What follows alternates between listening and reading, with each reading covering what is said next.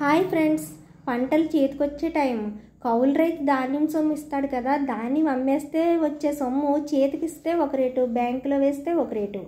ధాన్యం బస్తాకి మనకి 1 ఎకరం పొలం ధాన్యం సొమ్ము కోసం ఆ ఎకరం పొలం ఆన్లైన్లో అయి ఉండాలంట, లేకపోతే ధాన్యం సొమ్ము బ్యాంకులో పడదంట. కౌలు రైతు వచ్చి చెప్పాడని మా వారికి మా మావయ్య చెప్పారంట. ఏ ఊరిలో పొలం ఉందో ఆ ఊరిలో ఉన్న మరొక పొలం ఉన్న వాళ్ళ ఆధార్ కార్డుతో లింక్ చేస్తే వాళ్ళ ఖాతాలో మన పొలం తాలూకా డబ్బు పడుతుందంట. వాళ్ళు తీసి మనకి ఇస్తారట. అంతా బాగానే ఉంది, కానీ ఎవరి పొలం డబ్బులు వాళ్ళకి పడతాయి కదా, మనకెందుకు ఇస్తారు? మా వారు ఒకరిని అడిగారు, రేపు ఇస్తామన్నారు. మరుసటి రోజు ఫోన్ చేస్తే మా రైతు కావాలని వచ్చి పట్టుకెళ్ళాడు అన్నారు. మరి ఎలా? ఇదంతా విని అనుకున్నాను నేను.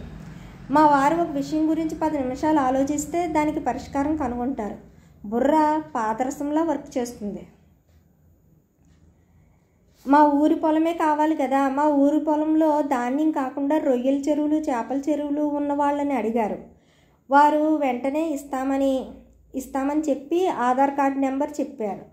అది మేము మా కౌలు రైతుకి చెప్పాము. అక్కడితో ప్రాబ్లం సాల్వ్ అయింది. Thank you.